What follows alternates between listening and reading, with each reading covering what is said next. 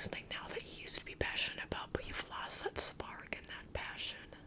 Either way, for either of those two situations, you are not fairly assessing the situation or those around you. I think that a lot of you, even me just saying this, would be on the defensive and being like, no, like a lot of work, or no, like I'm very passionate about, or whatever it is. I feel like you've given up, really. Like, or it's more so that you won't give up fighting on your stance and it's like, it could even be that your creativity and your passion for something is being clouded now by money or the success of what you're doing, or of wanting to have that success for what you're doing, and you keep fighting with people. You're being really, you might not even realize how mean you're being. It could even be, of course, with these, it doesn't always have to be external. It could be you're being really mean and beating yourself up, but I feel it's more so you're taking out your anger on other people because maybe things aren't going your way, or it's taking a bit longer than you'd expect for this project or this work to go along, or to get that raise that you really wanted. So you're taking it out on other people, or if not now, you will, and you're being just mean, and maybe you're not realizing how much of an effect you're having on other people, or how much you're being toxic, or how much your work is affecting your day-to-day life. So I would really take a step back and think, how am I treating other people, especially in relation to my work? Even if it's outside of work, am I taking my work life home? Am I taking it out on other people because things aren't going the way I want, or as quickly as I want, or other people are telling me that I'm not able to do this thing, or I don't feel as creative lately, or I'm just focused too much on money right now, and making my business work, or making this job work, because it's something I wanted to do for so long, and maybe I went to school for it, so I feel like I have to make it work. Any of those situations and more, gotta watch out with the words. It could honestly easily get you fired too if you're not self-employed. You need to really be careful about that. Don't be clouded by your judgments, and especially if it relates to money or finances. Alright, so let's pull the animal oracle card first. Bear boundaries, stand your ground. Okay. And then forgiveness. Ooh, I feel like these are really good for this deck. I'll read from the bear first. For you to be your complete self, the self that the Creator wants you to be, and that you know in your heart of hearts is your destiny, you must not only define who you are, but also who you are not. It's only when you can say a clear no that you can say a clear yes. And both are equally important in defining where your edges are. Setting your boundaries in this way increases your confidence and sense of autonomy, and your choices become much clearer. This doesn't mean to always say no, it just means to be secure in knowing that you can. This is critical in accomplishing your mission, whatever that may be, and it's especially important related to your question. It's very tempting to succumb to others' demands and the various distractions that tempt you, as this often appears to be the easier route to take. In your heart of hearts, you know that you need to establish these limits, stay on purpose, and remember the only way that others can intimidate you is to deny your own power and operate out of fear. Come from strong love without malice or aggression. Let them see and feel your full presence. It will work every time. Additional associations, protection, creativity, solitude, healing. And again, I was talking about the creativity a lot too. Here's the thing.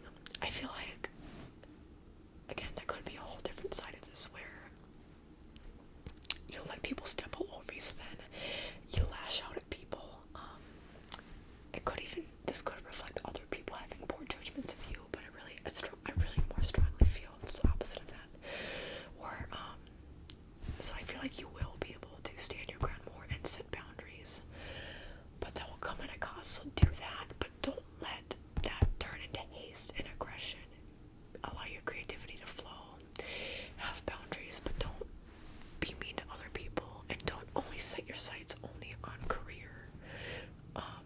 But do make sure to set those boundaries, because some of you do have a lot of people to step over you, and that's why, like, if you allow that for so long, and then there's a switch, it's like, okay, now I'm gonna fight back, but then you become aggressive.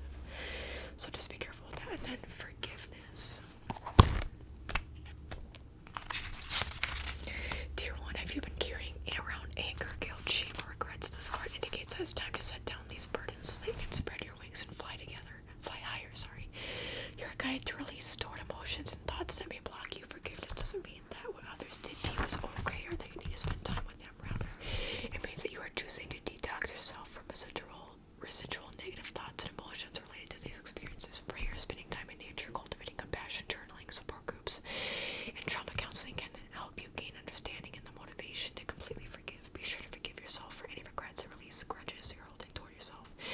It's helpful to learn from these mistakes made in the past, but not to hang on to them by berating yourself. The point is to increase your confidence and the love in your heart so that you can focus upon your divine purpose, additional meanings. Letting go of the past, adopting a more positive outlook, releasing a toxic relationship, and with forgiveness, past life healing. Yeah, so make sure you do that, but don't do it in haste. Or maybe, like, release in haste will allow more healing for some of you.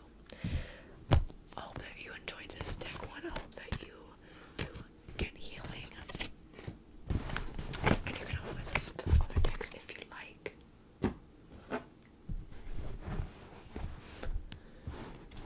Deck 2. Hello. This deck 1 was pretty heavy. Let's see what you guys have to read. I felt most closely connected to this one. No.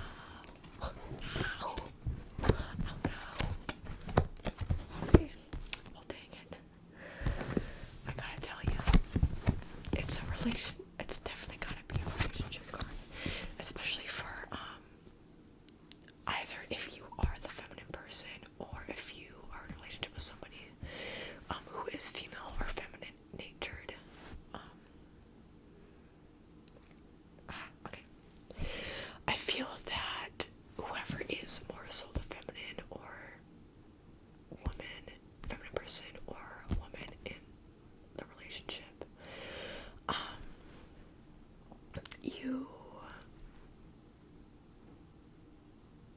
I think you're worried.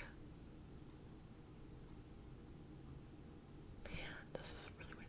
I feel like some of you are walking on eggshells, and that could be because your partner is really stressed out lately, or just you really isn't the right abusive or toxic, and I hope that you can get out of that situation if that's the case, or if it's vice versa, maybe you are that person again. But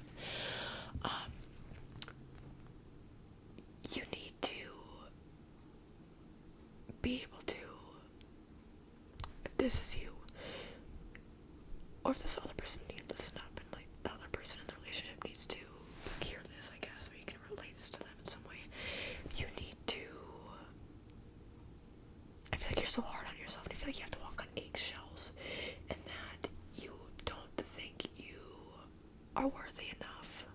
I think you're worried about the other person becoming bored of you, or maybe you are becoming even a little bit bored, and that scares you because you really care for the other person, but you still don't want to end, and you're trying to find ways to allow things to continue on in the relationship and move forward.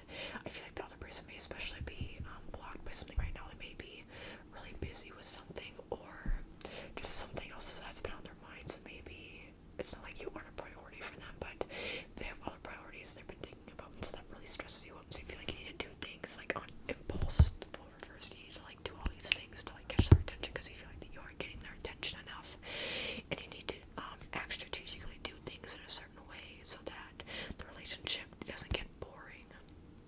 And if it's, and again, this could be like you feel like this is more so how the other person feels, and maybe you feel trapped by it because you don't want to lie to that person, but you can't